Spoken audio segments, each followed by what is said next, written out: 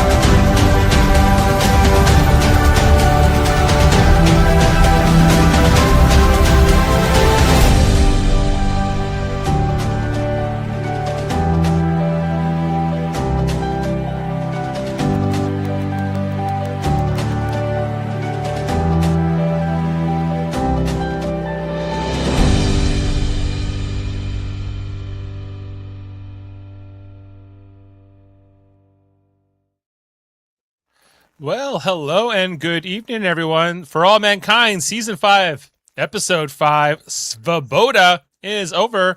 And here in 2026 on Live Long and Podcast, we're just getting started. Whether you're joining us live on YouTube, Twitch, or Facebook, or catching the audio version wherever you get your podcasts, our mission to watch every episode of For All Mankind continues. One political standoff, one corporate meltdown, and one uprising that pushes Mars to the brink. And now this is your captain speaking. And unlike the leadership of Mars this week, I'm not declaring a curfew or covering up a scandal. I'm your host, Dave Mader. And Mars is boiling over. Helios is fracturing. Earth is maneuvering. The cracks between the two worlds have never felt more dangerous. And it wasn't just about geopolitics. It was about truth, repression, rebellion, and the cost of letting the system rot from the inside. And we got a top-tier panel here to break down this episode of For All Mankind. First, he's cracking the political pressure, crushing Polivanov, I never can say his name. The escalating unrest in Happy Valley, the ethical disaster unfolding as Helios scrambles to contain the leak, coolant leak. If there's a crack forming in the colony, political, structural, or moral, he's already mapping the fault lines. Jeff Mader, everyone. I'm mapping the fault lines every single time. Always mapping fault lines. Yep. Yeah, it's like your signature now. I enjoyed this episode thoroughly. I thought you might. I thought this might be up Jeff's alley. So here we're going to break it all down. Back with us after a bit of a hiatus. He's tuned into every moral dilemma. Well, we'll see. This episode throws at us from Irina's brutal past to Dev's evasions to the peacekeepers crossing a line no one can walk back when the ethics get murky and the stakes get planetary. He's got thoughts. Kevin Millard. Do I have thoughts? I don't know. Well, I oversold it, maybe. Maybe a little. Yeah, I think you might have oversold this show too in your opening. Yeah. Okay. Well, you know, it takes all sorts. It takes all sorts. Coming in with the feline friend. She's clocked every emotional beat this week. Irina's trauma, Alex quitting Helios, and Miles trying to protect his daughter, and Celia uncovering the truth about Fred. It's not great, Fred. When the personal meets the political and the colony erupts, she feels every shockwave. Heather Narduzzi, everyone. Hello, all. I too liked this episode. Okay, we're on an upswing. Season 5? 5. Okay, season 5. Let's have it. Here's Sandwich. Hey, Sandwich. Jody's not here because he'd be bringing us down. Yeah, quite possibly. Yeah, no, Jody. Or back to Earth, maybe. Jody is ill, and Adam has had a car breakdown, and he's been sitting in the middle of Ottawa for like 2 hours waiting for our CA to show up. So we wish them both well, wherever they are. Of course, Adam might be able to join us before the end of the show, so hopefully we can catch up with him. We are talking about the 45th episode overall of For All Mankind, Svoboda, which is Russian in or freedom in Russian, sorry.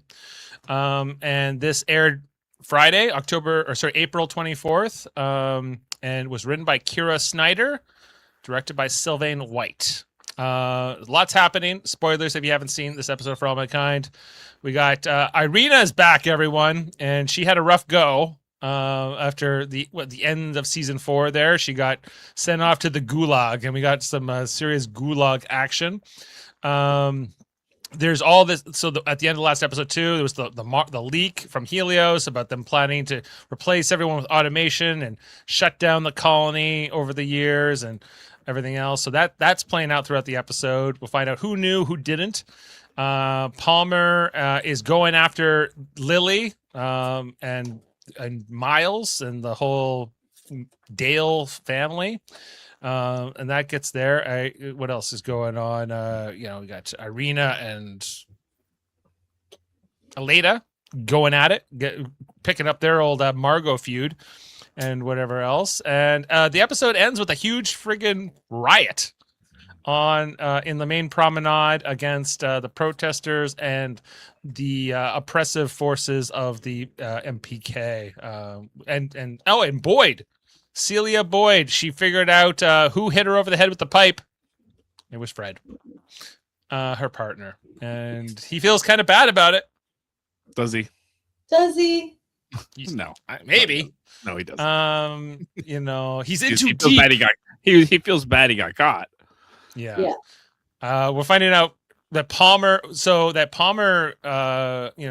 kind of indirectly responsible, and Fred more directly responsible for the death of the Korean man who died in the first episode, or we found dead in the first episode, whose name escapes me, but that the murder case they've been trying to solve. So is starting to get unraveled here. But does Boyd try to expose any of this? So she's like, no, I'm going to gear up in riot gear and head out down to the promenade. Well, she said, I might have to tell Palmer. And he said, who do you think ordered it? And then turned around and left. Yeah, so I guess she doesn't know who to go to. There's nobody. The governor and Palmer are the authority figures, and they are both corrupt. So, revolution might be on the horizon here. We'll have to see. Okay, well, just Heather, you said you liked the episode. Jeff likes the episode, but Kevin, I don't really know. We didn't catch up with you for 2 weeks here, Kevin. You haven't been loving the season so far. No, I haven't. How's this? How is this? I'm a little over Mars unrest. I don't care. Mm-hmm. Every scene is on the promenade. They're going to find life somewhere. They mention it once in a while. Yeah. But like this, I don't know. This isn't the show that we started with. No, this episode is better than the ones previous. I mean, I've missed 3. I thought the Ed Dies episode was fine. Mm-hmm. It was a decent death for him, I guess. It was fine. Yeah, it was fine. You've checked out already. You don't even care anymore. Not really. His dead son in heaven didn't do anything for you? What's that? His dead son in heaven didn't do anything for you? No, not a thing. Really? I cried, and then I cried again while we were talking about it. Kevin, you heartless monster robot. And Karen was there. About Jody. Jody would have cared. And Gordo was back. And he wasn't even mad about Danny. So, Yeah, it was fine. And what do you think about Danny Stevens' daughter showing up? I to be honest, until you mentioned it, I totally forgot. I forgot to. Right. But I forgot because what have they done with that since? Can I say though, I feel like Alex had an episode tonight. Like Alex's was awesome tonight. Like I was like, oh, okay, I get this character now. Like he kind of became the new Ed character for me. Mm-hmm. Like he's filling that role, but he's better. He's finally give a shit about Kelly's son. Finally. Yeah. They've been trying for like 3 seasons, right? To really get us on board with them. I felt like that too. Like they were trying to give Miles that hero moment where he saves his daughter from being beaten up by an MPK, and then he wailing down on him, but Palmer sees it, and Palmer's going to use it against him. And Palmer's like, a dick. yeah. I hope he gets his comeuppance. Mm. You know, that just this season, please just have him sucked out of an airlock or something. They're really you know, they're like last season we didn't like him either, but like this season they're really going to lengths to make him more of a villain, like a true villain. And yeah, I'm like whatever, like you know, and the governor's not elected either, right? The governor is like appointed by one of the governments, right? Like who are, like I think they alternate between U.S. and Russia, but Now, yeah. speaking of the governor, he sent Lady Macbeth off on her way, and they had a very long, lingering goodbye. One of them's going to die, probably her. Probably her. Yeah, Yeah. I think that is almost certainly the case, that she's got maybe like somehow a protest or something. I don't know where she was going or why, but somehow she's going to It doesn't die. matter. They're going to kill her off so he can have feelings about it. And mustache protester guy's gonna kill her or something. Yeah. Oh yeah, Yeah, he has Yeah. the gun. yeah, he has the gun and he's crazy enough to do it. Yeah, but isn't she already gone? Yeah, she's Yeah. where was she going? Up to the what do they call Phoenix? I don't know. I don't know. All I knew was they spent about 3 minutes of them kissing. Yeah. And I thought and that then was like too much. long lingering, like her turning around and being like, Look Yeah. at my bum. Yeah, it was too much. Remember what the director of that scene should have been like, we need to cut this like down. Like this is too much. Yeah, like they've been really selling this relationship for like 3 or 4 episodes, and like I'm like, why do I care about any of this? Like, oh, great, they love each other. That's nice, but like, he's a kind of a they want us to, they're trying to give us feelings about them, so we're going to be sad when she dies. But I don't have feelings for them. Like No, they I know. failed in this Yeah. mission. Makes no Uh, sense. Like they're really going. Yeah, they're just it's okay. You can explain that he loved her and kill her if you're gonna kill. You don't need like they did this last episode too. They were smooching and like it was just too much. Like what are we doing? Like we don't even know these people. Like if he was a character from the previous seasons, like like the Russian who had did the handshake with Danielle, maybe I would be more invested in it. But because we've never met this character, I don't think, right? Like I don't remember him from any previous season. I'm like, okay, he's the governor and he's part of this corrupt system and he knows all about the automation. So but he loves his wife, and okay, that's nice. But like, so what else am I supposed to, he seems dumb. Like who the hell walks through a protest when you're like the main target of said protest? This would be like LBJ walking through the Vietnam. Hey, how you doing? Where you from? Hey, do you have a disgruntled opinion you'd like to share with an elected representative? You're not for the war? You don't like it? No, I don't think that would be his style. I don't know. But I guess trying to humanize him on some level, which is whatever. And then, of course, let's talk about the non-human, Irina. Irina's back, and Irina has suffered, but Irina is even harder than ever. It seems like more KGB, more authoritarian, more like she's like, do what must be done, Paladinov. Like I know she's a monster and she's committed untold crimes and murders and such, but listen, hi Stan.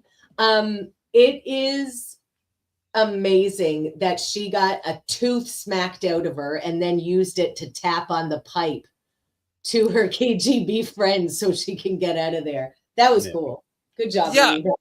Yeah, I'm glad she's back. Like they were like, holy shit, we don't have any characters. We better bring back a good one. Yeah, Like, and she is a good one.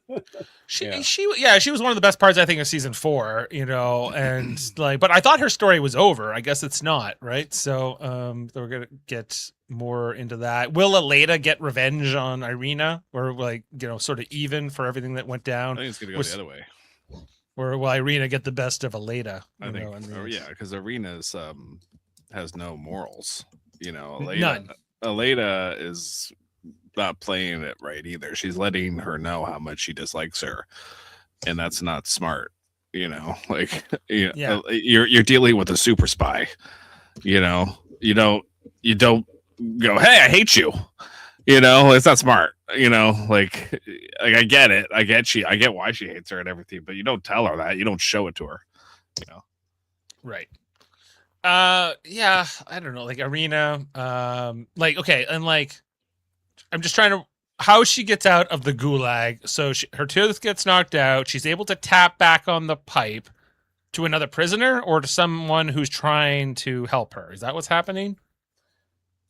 I would imagine it has to be somebody with some influence or the ear of a guard or something to pass the message along, right? Because she has through a Morse code and a tapping on with a tooth, she gets all this information about this prison guard, his whole family, and the means to do something about it from inside a prison, right? Like she can Which get I think at. shows her reach, her influence. Yeah. You know? But is that plausible? Well, I mean, we're talking about a colony on Mars here, so all right. You know. They're like, but how do we get her out of the gulag? What if like she's just Morse codes to some KGB guy we can't see, and then you know that's how she gets out. Okay, you know, and then from there, I loved it. I thought it was badass because like she was put there by like the president of Russia, right? Like basically for embarrassment. You know, so I don't know if one gulag guard has the authority to sort of undo all that. Like if the government wants you in the gulag, I don't know if they would release her just because this one guard just says, "Oh, well, or maybe he vouched for her and said, "Oh, she's been rehabilitated and she's good to go." I guess that's the other thing that could have happened. Anyway, you guys ready to jump through the episode? Any other thoughts you want to speak to? If not, we can start. Look, Kevin is just bursting with thoughts and opinions. He's so excited. I can't handle it either, but you know, I didn't want to add to the fervor. All right, so let's get into it. So we start here in the episode with a bag over someone's head, similar to what Margot was dealing with when she got bagged, I think last season. Some symmetry. A lot of symmetry here. She's got the burlap bag on, can't really see through it. And she ends up here at the very scary looking, very depressed looking gulag in the middle of Siberia, presumably. And she's brought out wearing the same thing she was wearing at the end of season 4. So, you know, indicating that she was brought pretty much directly here in the middle of nowhere, literally. And you know, it's a very inviting place. Those guys aren't dressed warm enough.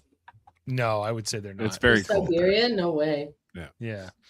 This is the best they could do, I guess. Anyway, she's heading on in. This is 2003 up in Siberia, and you know, and she's not looking forward to her run here. So the gulag, it's not as hospitable as an American prison compared to what Margot's living in. Not that Hilton. You know, it's got the paint's peeling. And she ends up here on the floor. The toilet, not much of a toilet, but you know, it's the just one little faucet for water is allowed. Not up to her normal standards here. And yeah, just a light and a skylight, or I guess a little window. So Irina's here. We see her going through the process of the manual labor, the gulag, having to move these bags from one place to another, I guess, as a form of punishment. Hard labor here for the women's gulag. So Irina's hair also cut short throughout this sequence. To taking the toll, her hands getting calluses all over them.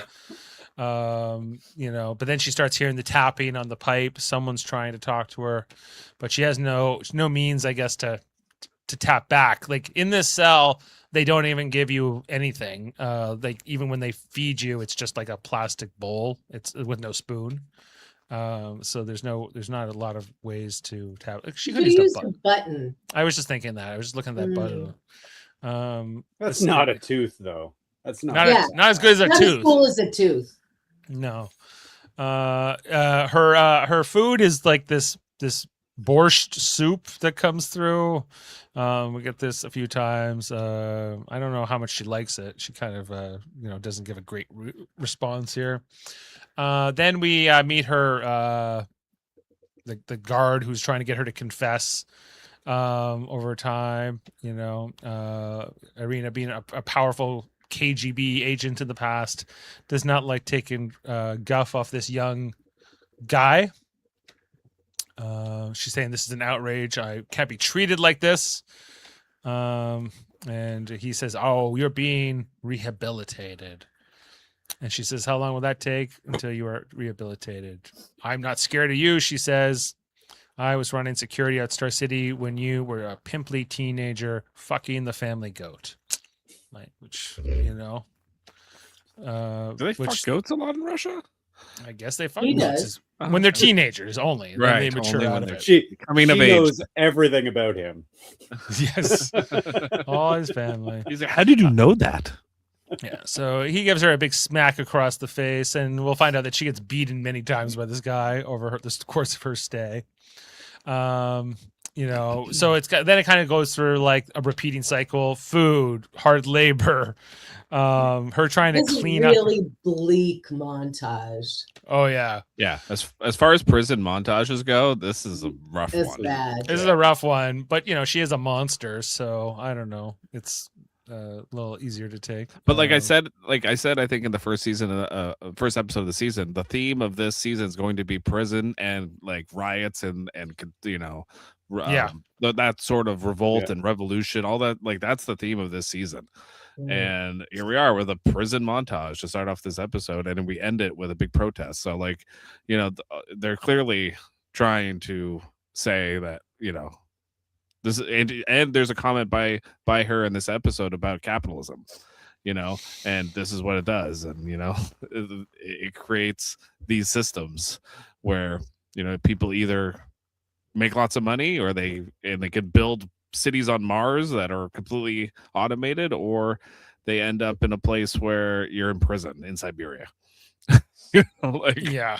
Well said. So her escape from the prison is precipitated by when, you know, one time she's getting beat up by the guard and her tooth pops out, which is her only opportunity to get anything to tap back on that pipe, which she takes with her KGB ingenuity. Now, you know, it happens in movies and TV a lot that people get smacked so hard that it knocks a tooth out. Mhm. How, especially like a molar, how likely is that? How hard would you have to hit somebody to knock a tooth out? I imagine her teeth are pretty wiggly from living in the gulag and eating borscht. It happens in hockey. oh yeah, more hockey players, that happens a you lot, know, right? Yeah, I guess. So, but I think it takes quite a bit of force. You know, normally, depending on how, if it's not loose already, you know. Well, hers are probably loose from the borscht only diet. Yeah, I don't know if her oral hygiene was at the top of its game at this time, but Not really a priority. yeah, you know, I never I saw don't her know. brush her That teeth tooth once. was looking pretty white. Yeah, well, Yep, that's true. yeah. Well, come to find out that she spends about 19 months here, like about a year and a half in total. You know, before she says, "Oh, I'm ready to confess one day." Yeah, 19 months is her amount of time here. And this is where she's like, "No, and now I know everything about you and your family," and you know, this is her leverage over him to get out of here. Semyon Petrokov knows where he lives. It's a street address, who his parents are, who his sister is. And she wants to make him pay. So set him free and I won't do anything to you. But like, if I were this guy, like, I don't trust this lady. You know, she'll probably get him killed anyway. But this little... or you will find yourself alone in this world. Oh wow, that's a good line.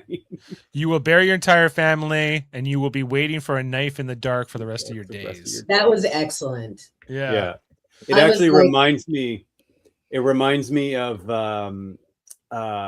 Enterprise when that Zindi guy says, "Your treacherous bloodline will die at the end of my spear." Right. Like it. Oh yeah, the Zindi reptilians. Yeah. Anyway, I and don't she's remember like, that, but I definitely made a note of you'll be waiting for a knife in the dark for the rest of your days. So don't Yeah. cross me, fellas. no, she's not to be trifled with, I suppose. She's rehabilitated now, though, everyone. She's okay. She's better. All the bad is gone. So she gets They give her back her business suit, her power suit, and let her walk out here. Yeah, and we see how much thinner she looks in it now, right? Mhm. Like all the weight she's lost here. She, it was not like, a great vacation for her, but the name of the episode, Svoboda, freedom, the Russian word for freedom, is what she breathes here, presumably sometime in 2004 when she gets released. And I don't know, like, did she walk to the next town in Siberia? No, that's just what Siberia is like. Okay. Not even That's pants. summer. That's summer in Siberia. Yeah. That's summer. So she's in the middle of nowhere, literally, but I guess she figured out where she went from there and ended up on the board of Kurgan before we get to the events of this season. So that's the montage. It's like a 10-minute teaser before we get into credits in this episode, which is, a little different than most episodes. It was great. Good opener. Good opener. Yep. Yeah. Then after the credits, it's all about like the fallout of the leak in the previous episode. The Mars, that Helios planning to replace people with automation on Mars. Send a lot of the graphic is hilarious. This is the doxing logo. It's an unlocked key here. This is very much like the Snowden leak, Jeff, Yep. of that time, Yep. and I think meant to parallel that in many ways. Although this isn't government, this is private industry, but it kind of mixes with government. So it's like It's a public-private partnership. right. And so what it means in national security or international security is not completely clear to me. But they're planning to send people out. Now, of course, I think a lot of this has to do with like new advances in technology in our time, and the things that the writers are trying to pull attention to, with this. And, so all of the political fallout, how people, around in different places are reacting differently.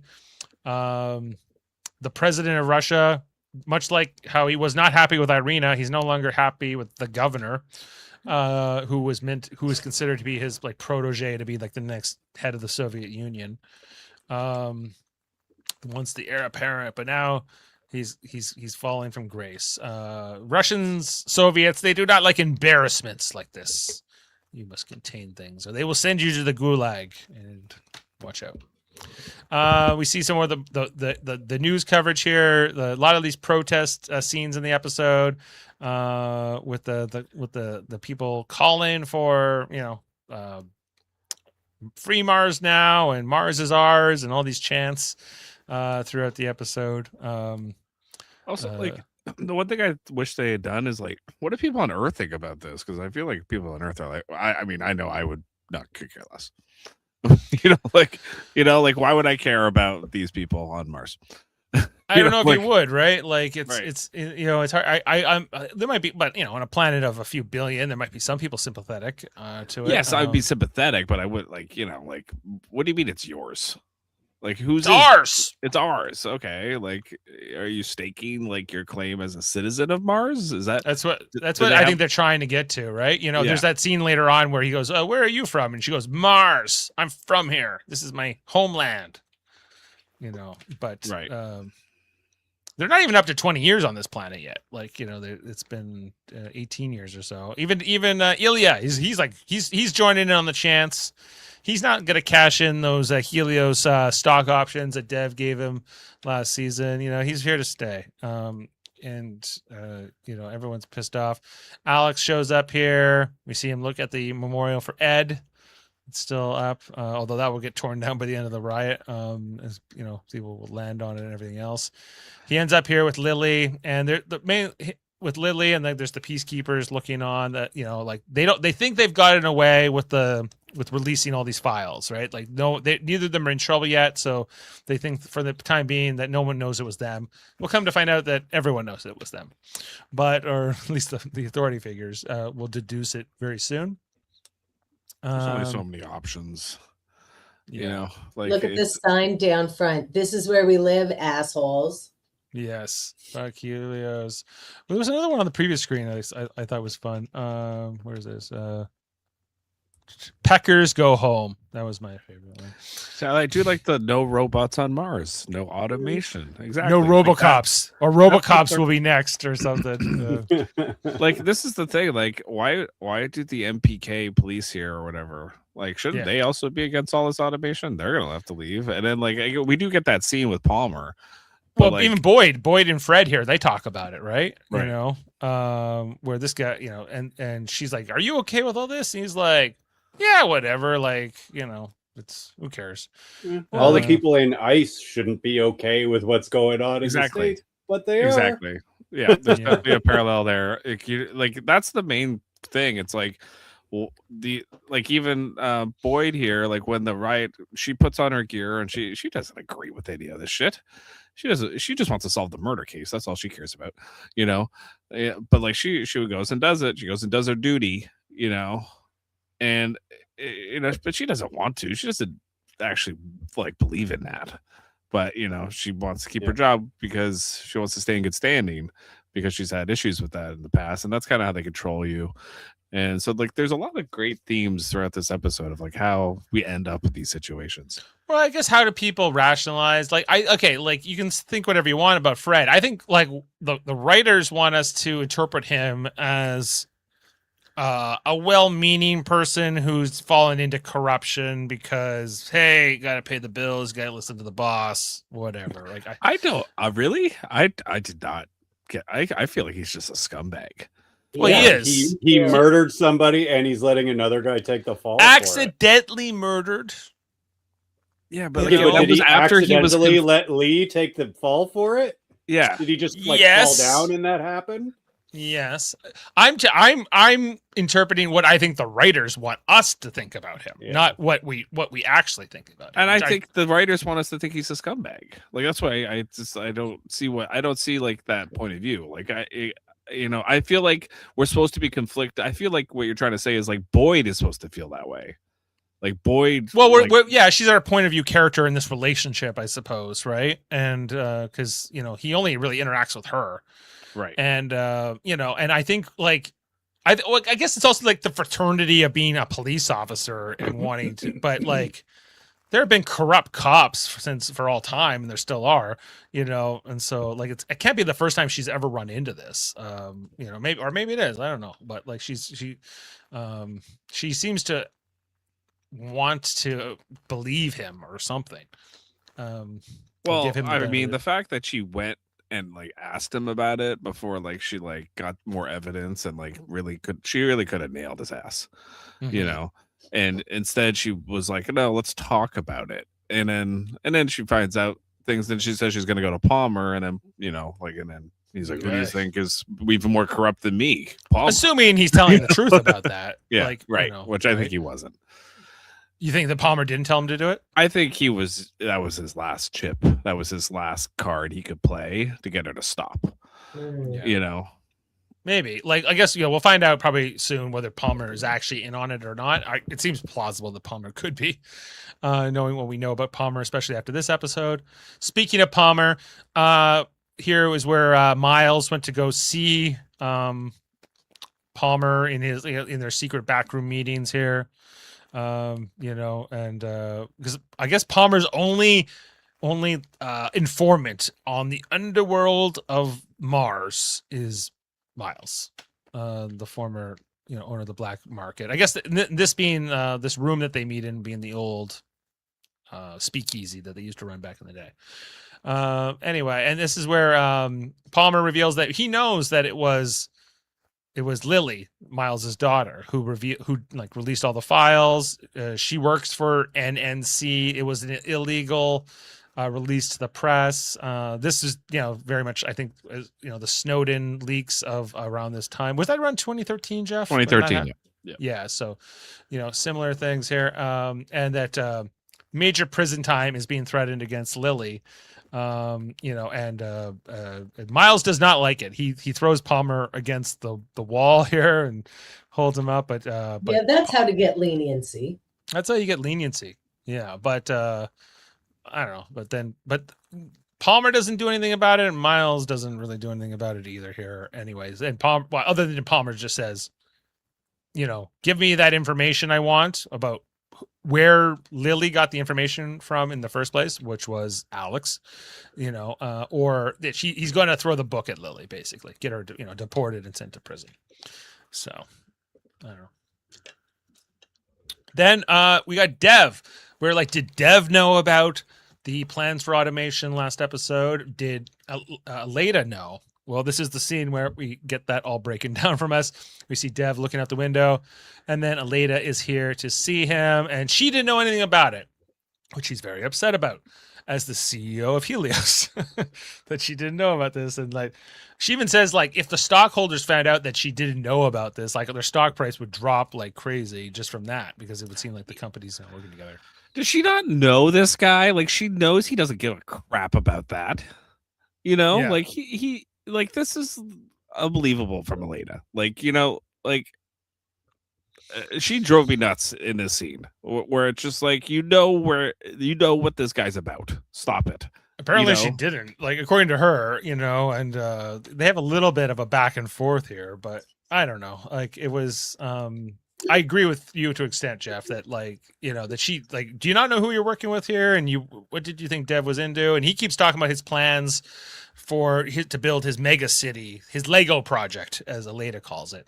And, she's like, no one cares about that. And like, and even Alex would say that, but that's only for like the privileged few that will come live in your like idyllic city of the future. Like, not the common people, not average people. I thought that was one of the best lines in the whole show, was when Alex was like, it's just for the privileged few. Like, that, I thought that was really insightful for someone his age. Well, that's exactly the type of people that, do see that stuff. When you are that age, you're the one going, well, this doesn't make any sense. Like, and growing up on Mars, where you're watching this billionaire build this Lego city, he's right. Like, everything he said, he's like, you live up here in this mountain where, like, you look down on everyone and you think you're better than everybody, and it's so that's his character to a T. Like, that's who he is. And he all he cares about is like some sort of legacy about his father, or about proving his father wrong or something. Like, it's all internal. It has nothing to do with bettering humanity. It's all about him. And all of this matters, I think, more to Alex, because Alex can't leave. Yeah. This is actually where Alex lives and has to live. Yeah. Right. So if everybody leaves, that's not great for him.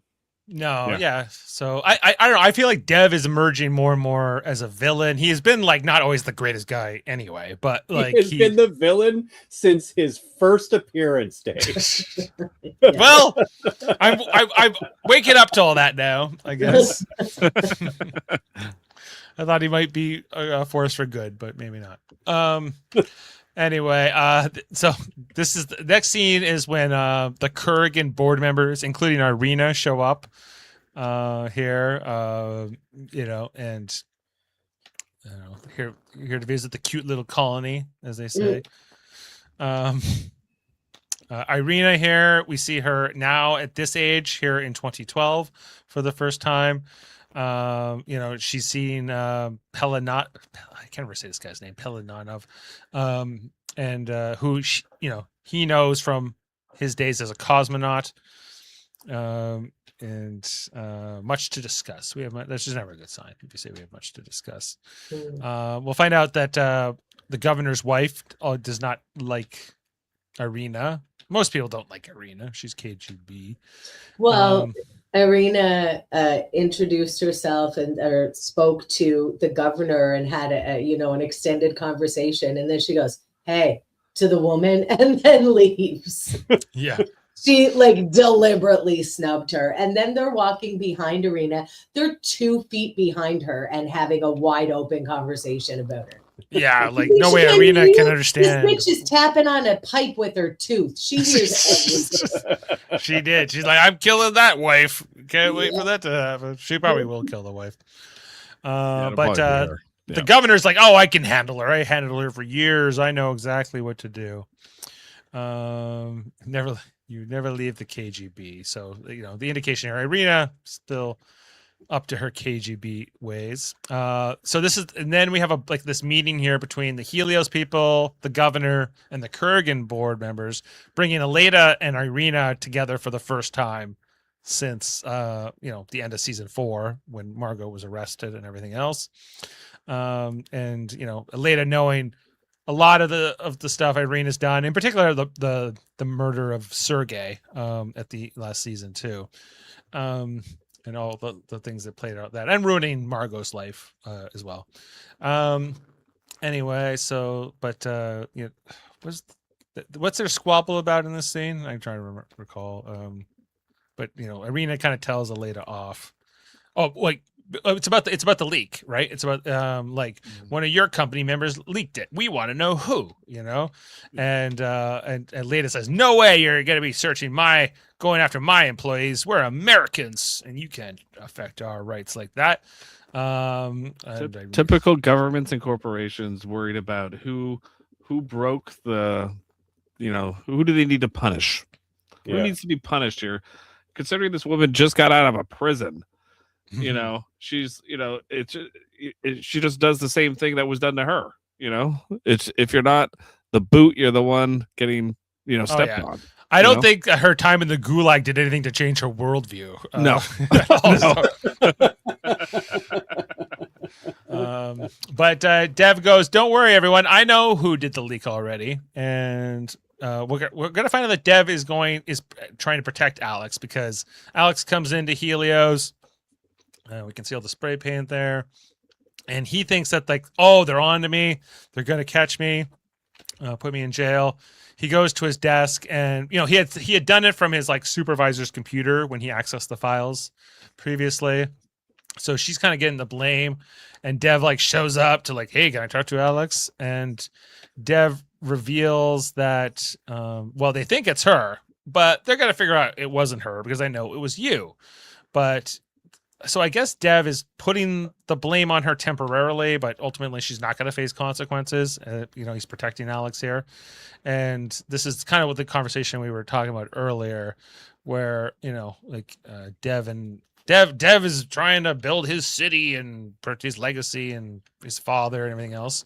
I like the way this is so cool, this shot, the way that they framed this. Yeah, they're on two different sides here of the window, or there's two windows here, and there's this gulf between them. This is where he's saying this is not for the privileged few. This should be for the people who helped build this place, and help establish it. And Alex, he doesn't want to work at Helios anymore. See you later. See you never, Dev. I think what's infuriating too about Dev, it's not like he was born into money. It's not like he's the silver spoon and that's how he grew up. He was a self-made. He understands what it was like to not be rich and a billionaire and all this stuff, and that's what's the kind of it would, I get that's the disdain that Alex has for him. It's what it's like to be on the other side. A lot of people like to pull the ladder up behind them. Yep. And was Alex really ever has he ever really faced adversity? Is basically his mother has been loaded his entire life, but he's his health issues, I guess, but not I think he's starting his life out as an adult, right? And his first move is to say, "I stand with the people," which is pretty ballin', considering he has no power, Right. I'm with the people. And he could have a ton just by going along. Yep. He's Dev's favorite guy. Yeah. Right? And why? Okay. And I think this is important to answer is I think the only reason that Dev likes him is because of what you said earlier, Kevin, is that he can't leave. He is a Martian. He can't leave. So that way Dev automatically has respect for him for that. That's the base for him, I think, with Dev. It's because he knows that his little colony for the privileged few, he's going to be there. I think it's also too that Dev doesn't have children of his own that we know of, and I think he's kind of latched on to Alex as a sort of father figure, in a way, or as even just a mentor to a protege. He was trying to maybe groom Alex to be his successor.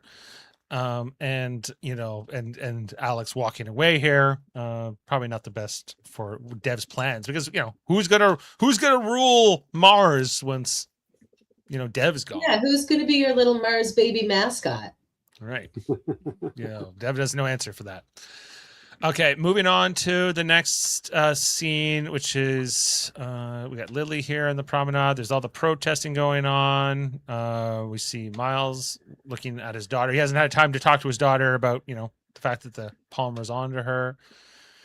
He meets up with Alex and the other friend, and they're having a good time. I don't know. I guess this is meant to be like Miles is not sure what to do.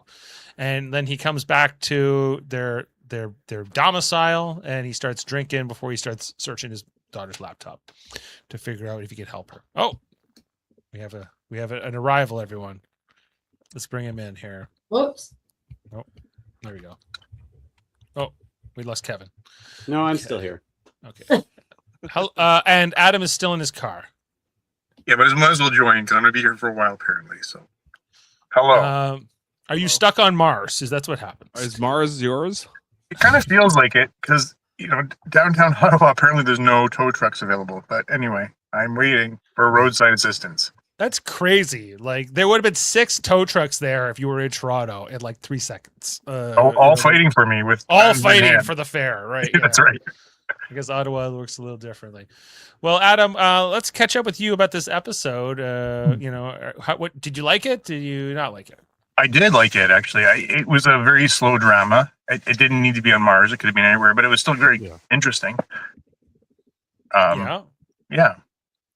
What was your favorite part? Was it the arena stuff at the beginning of the Gulag? Was it like the riot at the end? Was there anything else? I don't think the arena stuff was that compelling, other than they got the backstory on where she was and what she was doing. But all she had to do was confess to get, out of there, I guess. Maybe you guys can fill me in on that, but I do find the whole protest against, or the notion that the people that live there on Mars work for the company, right? Helios. Most of them, yes, yeah, almost all of them, I think. Except the families. And the creators who are, don't work for Helios. So thinking about that, so now they're talking about automation and taking away the jobs, but like anybody, and I'm just susceptible to job loss. You work at the pleasure of the company, and when they decide you're not there anymore, you're not there anymore. Now it's a little different because they moved to Mars and whatnot. Some of them were born there, but I find this a very interesting dynamic. Dev just lives in a different world to me. He's got his own thing going, but I don't believe the outcome that everybody's looking for here, whether it be no automation or no people, is going to come true. And I'm very interested to see how this plays out. Well, I think what you have with humans is when, even if they work for a company, when they go anywhere, any colony, they eventually people say, "Hey, this is mine," or "This is where I live. This is my home now." And yeah, you could say you're subject to the company's whim, but then at the same time, the people can go, "Well, we don't agree." And this is kind of what's happening. They're like, "This is my home now, and I don't agree. I don't care what you say, company. You want to get rid of me anyway, and so we're gonna fight you." Right. And so I think it's human nature to fight for your home, right? Basically. Well, it's very American too, right? Because if you think of like you colonists, you live in those colonies at the privilege of the crown, King George III, and they went, "F you, it's ours." Exactly. Right? Yeah. It's the same kind of sentiment. I think as Canadians, we're like, "Oh, that seems very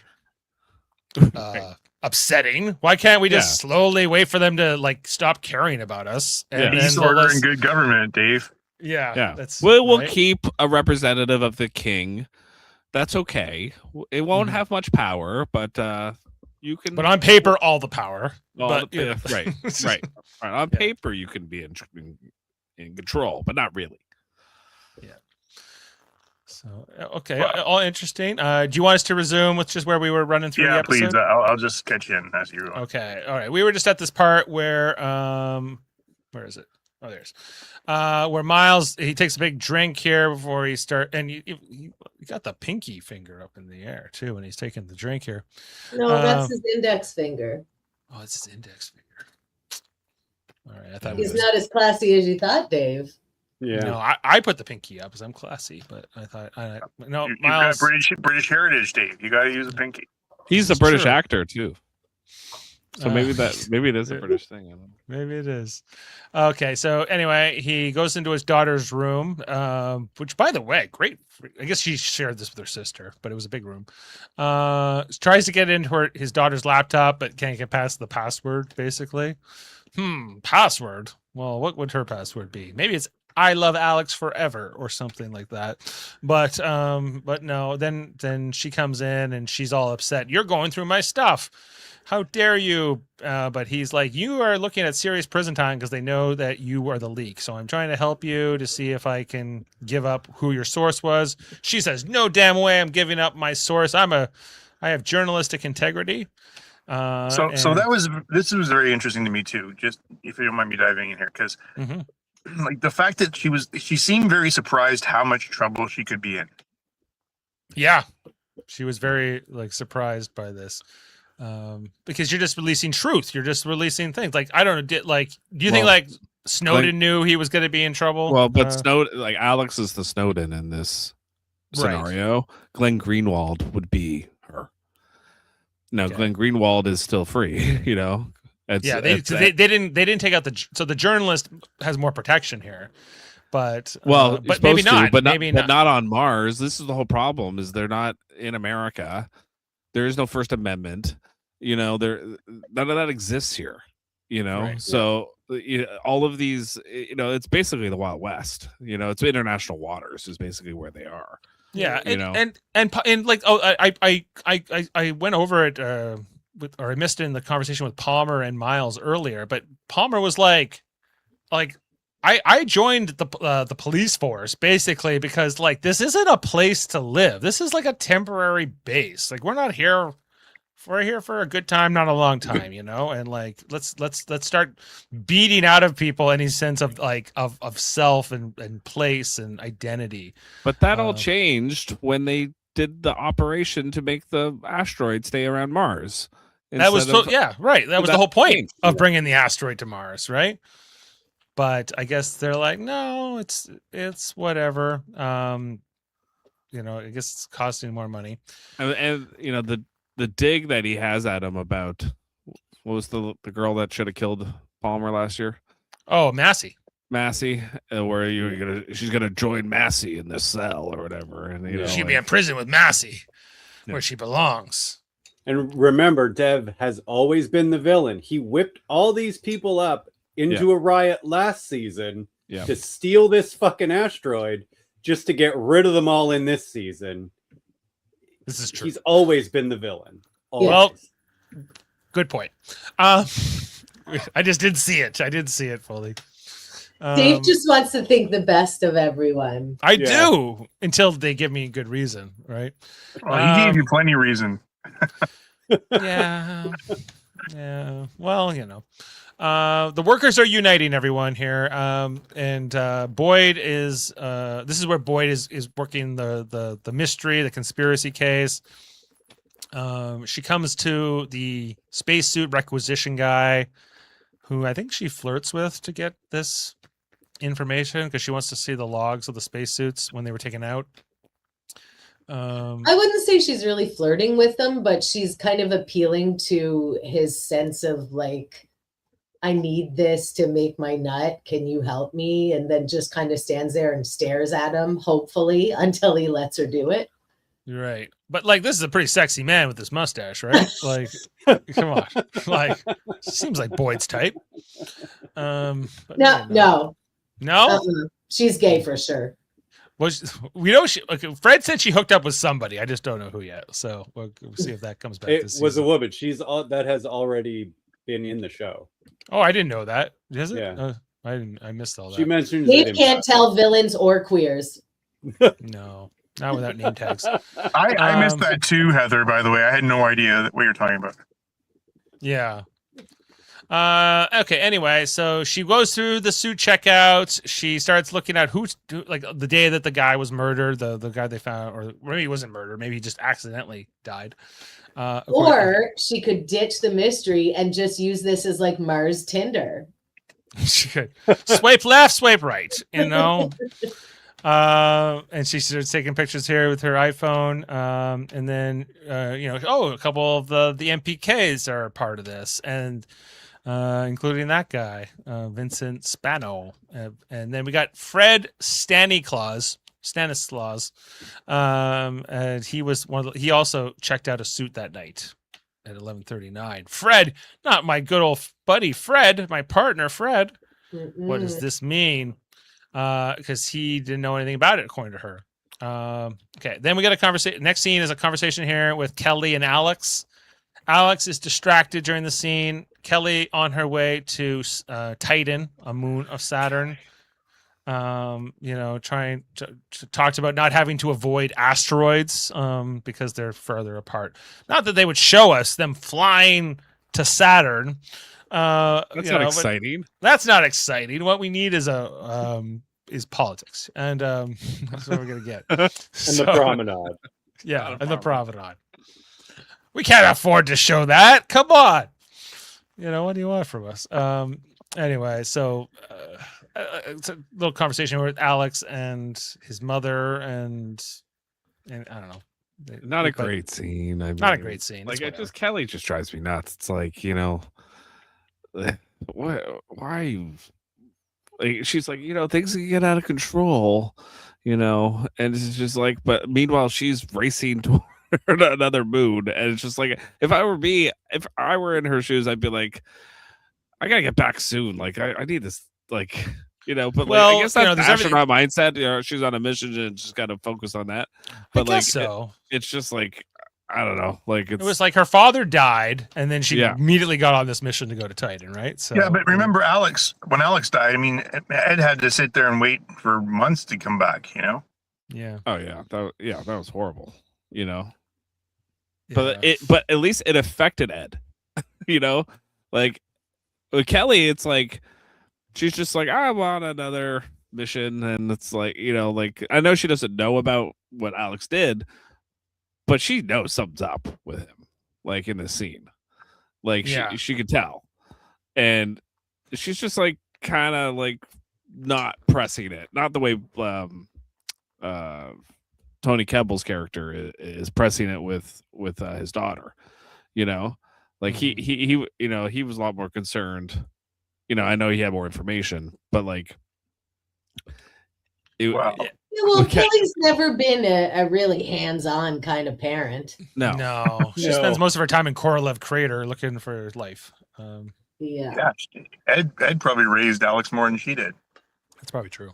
Yeah. Remember the times he was sending him into duct work to steal things? That's true. Him and Dev. Don't worry, both of those father figures for Alex. Okay, then we go to mission control, the Titan, like the mission control. We got Aleda in control here, talking to that Poindexter guy who doesn't like Aleda, or not Aleda, Kelly. Kelly. He's like, everything's good. She's like, how's morale? Good. We're good. We're going to Titan. It's cool. Don't ask me questions. Everything's going fine. Yeah, like what? Like nobody wants to watch a show about that. Like, what if we got like an accountant to be the head of our space mission? That's who this guy is. Like, or some kind of a financial. Hey, don't make fun of accountants. Hey, I'm married to one, so he just doesn't seem like an astronaut type. But okay. Anyway, then Irina comes into Aleda's mission control. And she's all like, "Oh, we're going to Titan and all this stuff." And we see up here, they're looking at the trajectory. The Kurgan team also on their way. So exciting!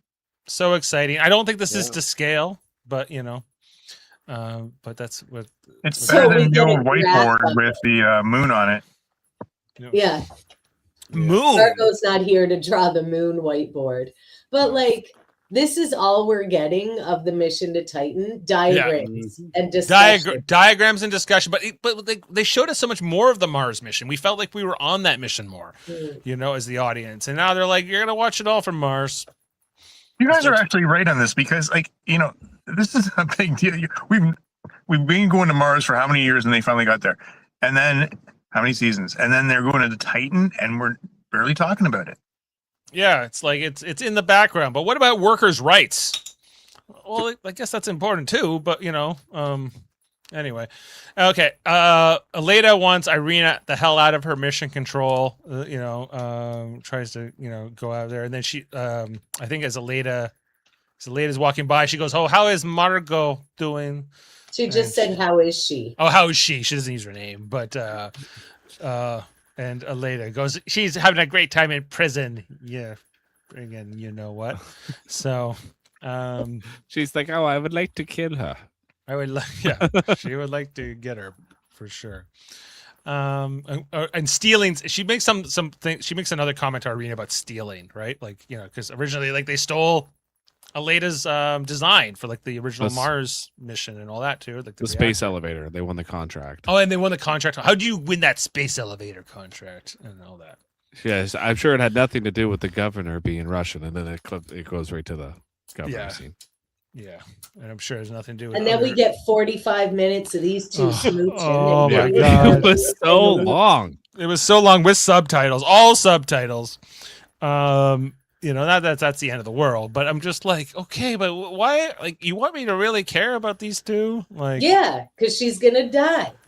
She's gonna die. Okay, so like we can yada yada this part. Like, we thought she might be a more interesting character, like a Lady Macbeth. I don't think she's gonna be any of that thing. I think she's just gonna be like, her purpose in the story is to die and to make the governor more evil, I guess, or to push him. Yeah, towards... they seemed like an evil power couple. That would be interesting. Yeah. Totally. Or like she was pulling the strings and he's just a puppet. Yeah, but I think they're trying to make it seem like he's a sympathetic guy, like he's a good-hearted guy or whatever. Yeah, and then he's gonna turn evil. But it seemed like I felt like, I think everyone else did, that they seemed like an evil power couple. Yeah, I still think she's KGB. At best, like they're morally gray, like at best. Right. But anyway, so look at this. This took her a full 35 seconds to walk out. Yeah, with like 10 glances back. Yes. Like, yeah, so it was a lot. Girl, get on the plane already. Good night. Bye. Yeah, even on a jet plane. There she goes. Anyway, the governor. Oh, there goes my love. Then he doesn't know what to do with himself. He looks up at the apple tree. He's like, you know what? I'm going to go talk to the protesters. I'm going to tell them exactly why they're wrong and I'm right. So this was a terrible idea. Yeah. So he just walks in, there's only 5,000 people. So he's basically like the mayor of a small village, but, he's talking, he's like, hey, where are you from? And then, the woman's like, I'm from Mars. And this one says, I'm also from Mars. I'm like, you can't. Adam, before you came on, Jeff made a great analogy. He said, this was a terrible idea. It'd be like LBJ going to Vietnam and walking up being like, hey, where are you from? You don't like this war? What's going on? Yeah. Yeah. What's wrong with the war? What's wrong? Just calm down, everyone. You're not getting it. Funny thing is, he has no security that's visible. He has a couple of these MPKs behind him, but like they may have already been there. He tries to shake Alex's hand, and Alex is like, "I don't think you should be here. This is not advisable for you right now." Mars is ours. This is Mars as is ours. advisable as Trump going to a correspondence dinner. Yeah, it's just as advisable. This TV show is about as real as that. Yes. They start chanting Mars is ours to him. Before we go any further, can you go back one? I can't believe nobody has commented that I'm wearing the same shirt as her. Oh, yeah. Come on. Well, there hasn't been a screenshot of her, yet, I think. Yeah, I haven't. okay. I can't see you guys, so Has there been 50? Well, that is, you know what? I like the commitment. I appreciate it. Thank you. Carry on. Yes. Okay, good. Sorry, I didn't pick that. I picked that out. Okay. Then we got Irina here in Mission Control, and this is where the governor is like, "Oh, that did not go so well with the protesters." She goes, "What is wrong?" I thought I could talk to these. I could reason with these protesters, but they won't listen to me. She goes, then you have allowed things to escalate. This is not the Soviet way. This is where we crush dissent. The only way to put out this fire is to starve it of oxygen, is her line here. And she means just jettison all the oxygen out of the promenade. She does. Airlock them all. 100% Airlock. Bye. And then she tells Palmer, I want a curfew. That's always the thing. Make sure to send them to bed. And, this is what we train for, sir. That's what I'm ready to do.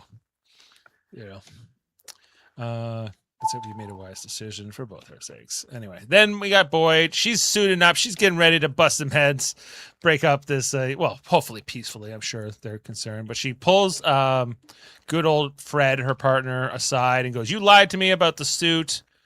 You lied to me about knowing about the guy who died, and he confronts her about this. And then I think he gives up some information that you're going and digging into this stuff and this, and then she's able to figure out that he knows more than she's told people.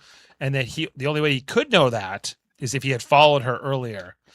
And he was the one who hit her with the pipe, which we had kind of figured out previously when we covered that episode. So they get into an argument, and he's like, well, I didn't mean to kill the guy. I was just to scare him and tell him to not expose all these Kurgan secrets.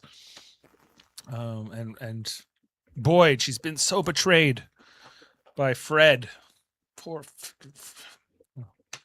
so bad. I love that he thinks that's somehow better too. Like, no, I didn't mean it. I just meant to take him out there and torture him and then bring him back.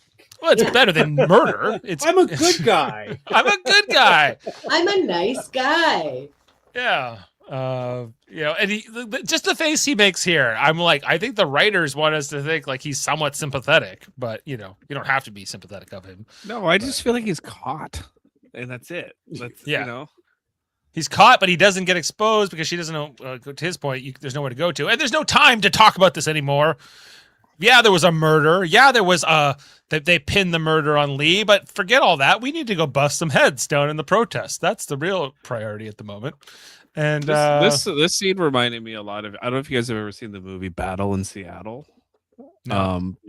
So it's a really good movie. It's with Woody Harrelson's in it and Charlize Theron, but it's about the protest that happened in Seattle in 1999 up against the WTO. And they kind of do the same thing. There's the protests and there's the cops, and you kind of see basically there's this whole same kind of scene where you get the gearing up of the police, and then you get the protesters, and it comes together, it clashes. And you see both perspectives, basically. You see both perspectives, exactly. Yeah. As they're heading out here, then we meet up with the protesters before they're going to encounter the MPK. There's fights here about the protests aren't doing enough. We need to take more action here, and this is Miles's wife, Mrs. Dale. She doesn't want, she's like, what are we going to do? All we can do is protest and be peaceful. But Mr. Mustache Man here, he says no. He gets the bullhorn. He's yelling, Mars is ours. It's still just a protest, but it's a louder protest. The protests aren't doing enough, so he just yells louder. He's like, "We're not doing enough. We need to yell louder, and then they'll hear us." Well, yeah, basically everyone kind of sees where this is going, and it's not going to be a peaceful protest. It's going to end up in violence, and you know what? That's kind of what's. Once the leak happened of the information of the automation, this was inevitable. This was going to occur. Now the way the authorities are handling this is terrible. Right. It's really they're asking for it. They're like, well, people aren't going to bed. What are we going to do?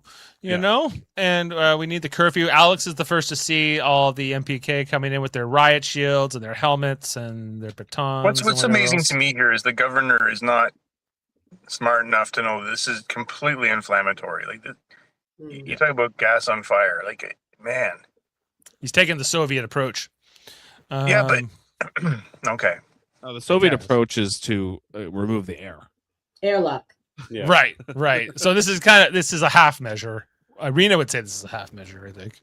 You should have went in there with Well- machine guns, and then then Well, they really would have. I mean, removing the air would be easier. That's what they did in Total Recall, right? And, That's right. and And how did that pan out? That work out for them? Nope. Anyway, Palmer Because they found a giant mountain full of ice that they were able to terraform with. Amazing. Palmer tries to give them a few warnings, but they're not going anywhere. Mars is ours. And Alex is the one. He looks at Mustachio Man, and they look at each other, and they start yelling. And then Lily's all down with it. They're ready to fight, and they're going for it. So he says, "All right, we're gonna disperse this mob." And here they go. Boyd and the rest are going in. They start pushing them back. Then we see Miles back in his quarters, sees that the curfew is now in effect. So was there any warning for this curfew before it was implemented? Or was it like the governor said there's a curfew and then they just show up with riot shields? They just showed up. Like, couldn't they said like, hey, everyone, we're going to institute curfew. So if you're all here in an hour, we're coming back, whatever. But that doesn't seem like, it seems like it's a direct confrontation. And it's, it's pushing and shoving at first, but then it quickly spirals out of control. People start getting arrested, thrown to the ground, beat up. We see here Miles does show up, and he sees Lily getting thrown down and beat up by one of the MPKs. So he runs over. This guy must have a name, Mustachio Man. He's like, "Oh, good, Miles is here, our leader," because they want Miles to be like the leader of the people, I think, or something. Well, Miles is going to get a lot of credibility here. Yeah. From them. Yeah, I guess he is. He's got he tackles this guy to the ground and he beats on this guy pretty good. Like past the point of needing to, perhaps, but it's rage. All that rage, and Palmer sees him do it. That's who you should have done it to. Yeah, but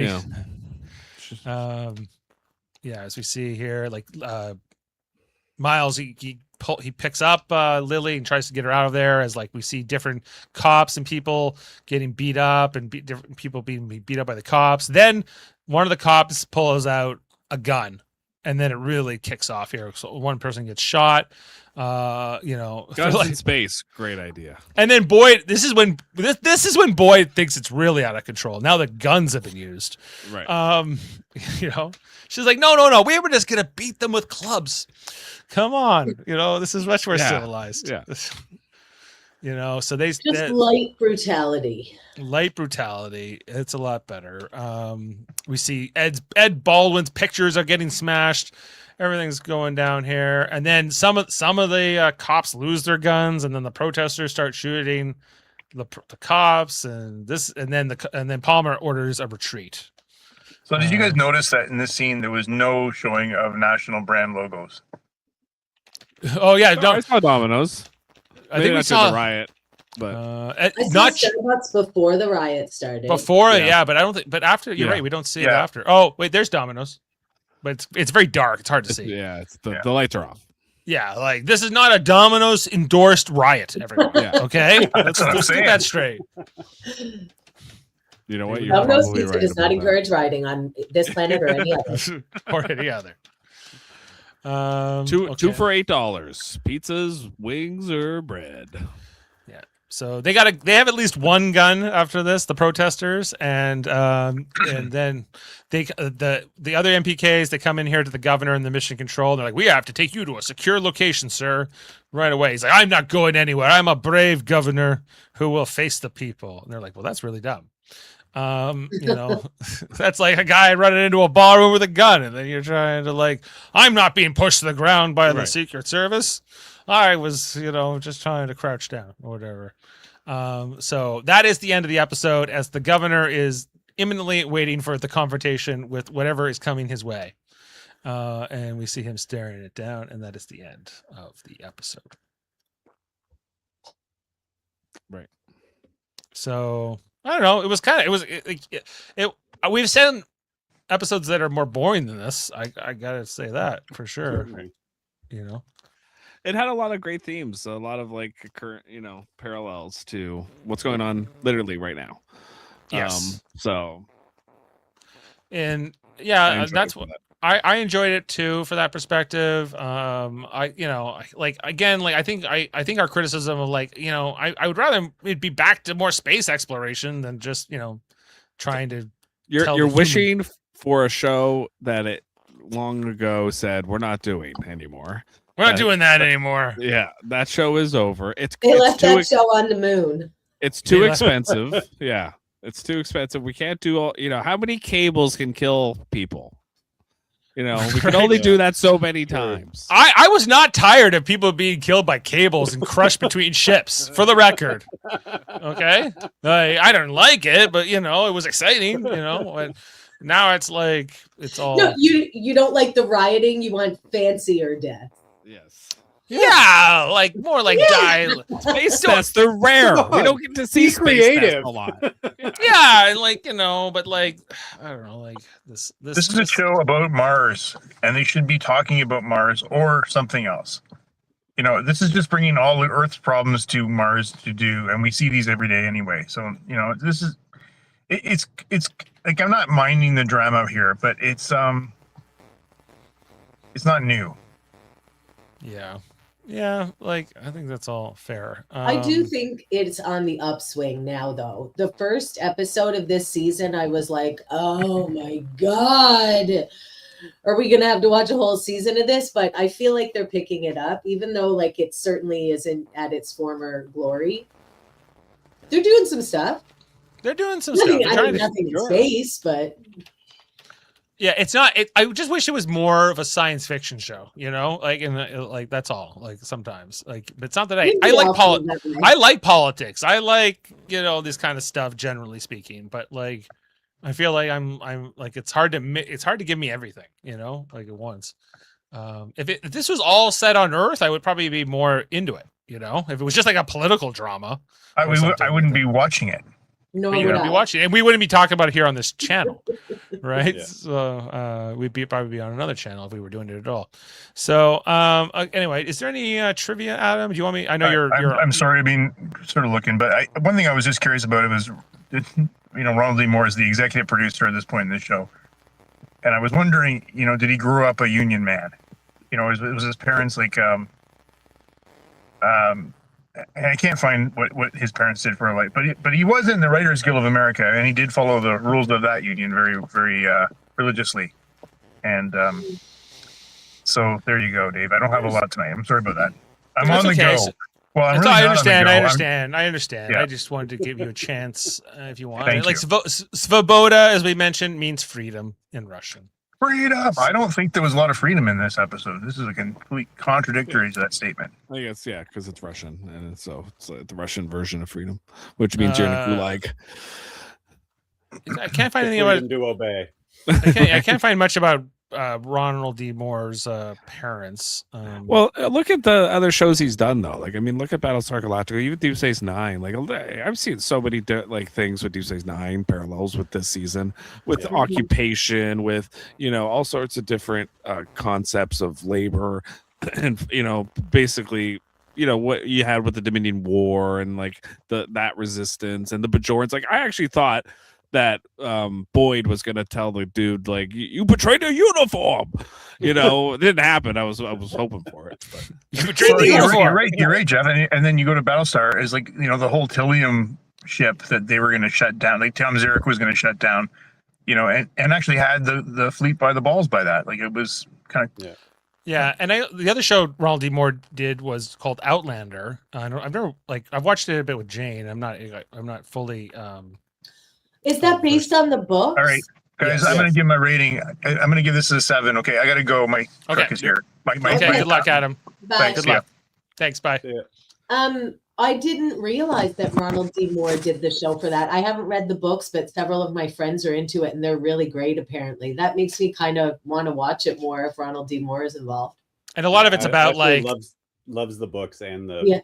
and because the show. it's kind of a science fiction thing, right? It's time travel or something, but it's also just about like the Scots being oppressed by the English. too, so it's got a bit of those kinds of things in it. Good show. I watched a bit of it, but anyway, okay. Well, with all that said, I think we can get into our ratings. Thanks to Adam for being with us. We'll have to get Jody's rating next time. He was like, I don't know if Jody would like this one or not. Oh. I think Jody would have liked this one more than the last one. Oh, sorry. I haven't added this to the spreadsheet yet. Give me a second. I'm a little behind on my spreadsheets. Okay. Share the screen, Davey. Rating time with Dave. Is that just how? What a bop. What a bop. All right, here. They finally got it up. Ratings. Okay. Adam gave it a 7, right? Yep. All right. Okay. And what's this one called? Svoboda. All right. Jody not here. Okay, me. I liked this pretty well. I thought the intro in particular was good, so I'll go 8. Kevin? Okay, I'm going to start with the Ed episode. Home. Yep. Highest so far, 5.